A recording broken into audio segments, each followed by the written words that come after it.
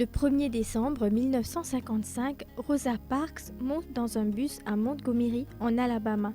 Au lieu d'aller à l'arrière du bus, qui était réservé aux Afro-Américains, elle s'est assise à l'avant. Lorsque le bus a commencé à se remplir de passagers blancs, le chauffeur lui a demandé de bouger. Elle refuse. Sa résistance a déclenché l'un des plus grands mouvements sociaux de l'histoire, le boycott des bus de Montgomery. Ayant grandi dans le sud ségrégationniste, Parks a souvent été confrontée à la discrimination et à la violence raciale. Elle s'est engagée très tôt dans le mouvement des droits civiques. Elle a épousé un barbier local du nom de Raymond Parks à l'âge de 19 ans. Ils se battaient activement pour mettre fin à l'injustice raciale. Ensemble, le couple a travaillé avec de nombreuses organisations de justice sociale. Lorsque Parks est montée dans le bus en 1955, elle était une organisatrice et dirigeante reconnue du mouvement des droits civiques en Alabama.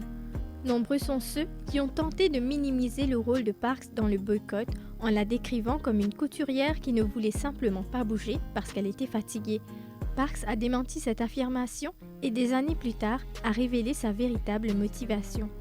Je n'étais pas vieille, bien que certaines personnes aient une image de moi vieille à l'époque. J'avais 42 ans.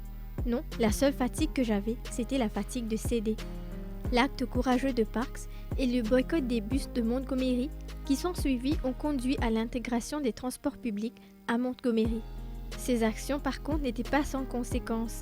Elle a été emprisonnée pour avoir refusé de céder son siège et a perdu son emploi pour avoir participé au boycott.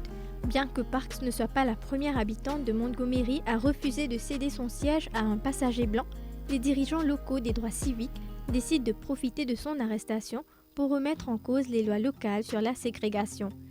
Après le boycott, Parks et son mari déménagent à Hampton, en Virginie, puis s'installent définitivement à Detroit, dans le Michigan.